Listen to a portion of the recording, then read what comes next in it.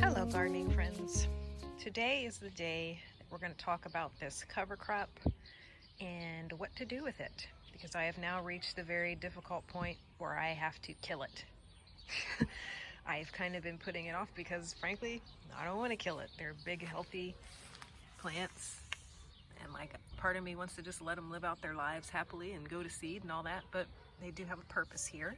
These are a variety of mustard called Mighty Mustard. This is the Kodiak variety, and it is specifically developed to be a cover crop that is a biofumigant. And what that means is that this can take the place of things that we would normally fumigate the soil with from a chemical standpoint, to hold off nematodes, to hold off fungal diseases, to hold off insects. And this variety of mustard green, this Kodiak, has glucosinolates. I'm probably mispronouncing that. I'll have to check later. It's specifically bred to have high levels of that, so that when you chop and drop it and you mix it into the soil, it has to be in the soil, not on top of the soil. It actually fumigates. Those chemicals go into the soil and they hold off those diseases. They hold off the nematodes and the bugs, and also to a certain degree suppress weeds. But you do need to do this at least 3 weeks before you put in your other plants, or the actively rotting material and all the chemicals that these mustards are going to release when they're chopped will interfere with the growth of your plants. And because this area here along the fence is going to be planted up with a lot of the really more warm weather things like tomatoes and peppers and things of that nature, about the 1st of May I'll set those seedlings out.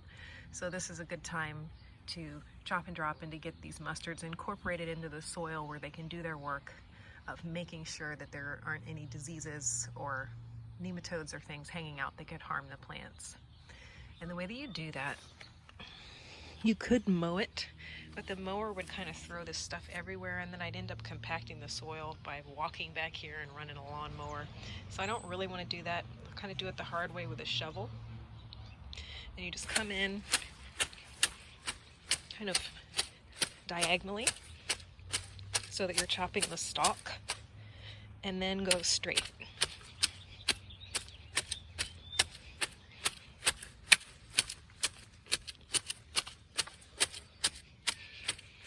I can already smell the mustard.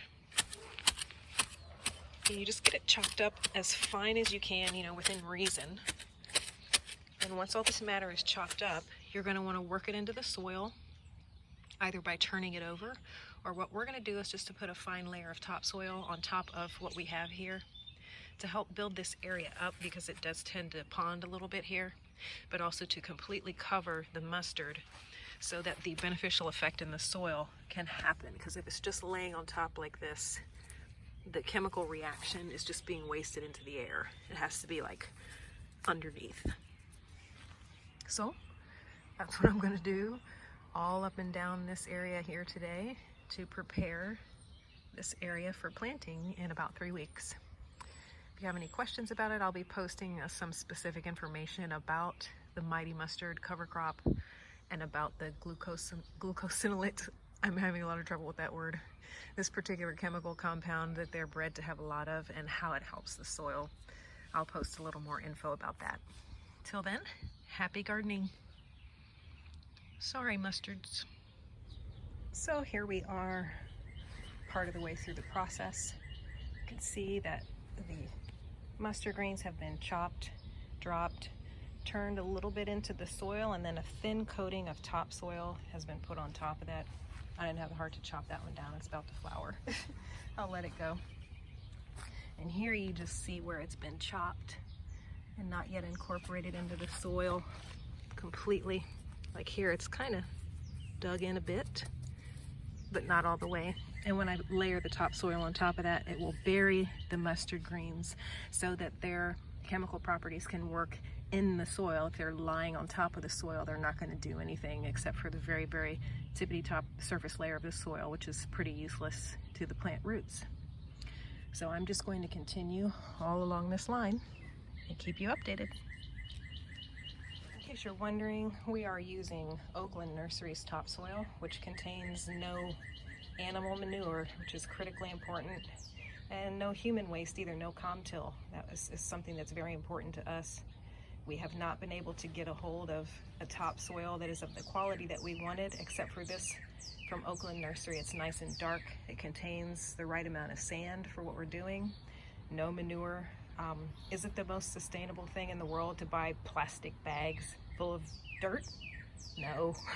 Unfortunately, we could not get the quality of topsoil that we needed in a truckload size that we could afford and accommodate on our small property. So this is what we had to do, unfortunately. But the good news is we won't have to do it again now that the garden is established and the plants are up and running and we can get cover crops going. We won't have to add any more topsoil. We'll be building it naturally through organic matter and composting. So there's that. Hello, gardening friends. It has been quite a day. As you can see by the green tint here in the beds, there's been some grass cutting going on. It's okay to put this down lightly right now, just to sprinkle it on a bit. If you put it on too heavy, it gets really hot. It's got a lot of nitrogen in it and it can burn young sprouts that are coming up. So just a little bit. Mowing just this little area back here, I had enough to kind of lightly mulch in most of the beds. And then over here where we were looking earlier at the cover crops and what needed to be done, they've all been turned under as much as possible, and then a very light layer of topsoil has been added on top to facilitate the breakdown of the mustard, because you want them to break down and not just sit on top of the soil. This is from weed whacking.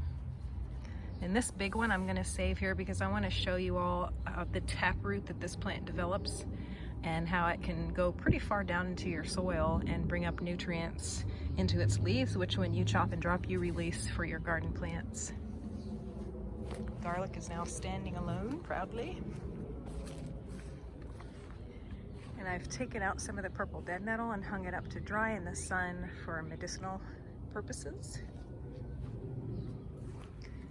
And the rest of the cover crop has been chopped back.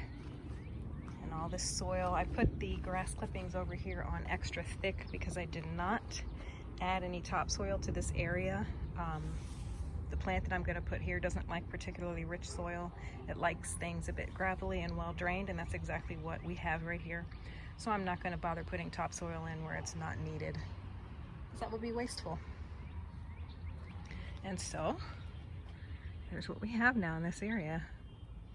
Got some bare spots here. We're going to put some grass seed in and get those taken care of before it just turns into a mud pit. And then there's the rest of the garden with a little bit of a green tint from grass clippings. And that's it.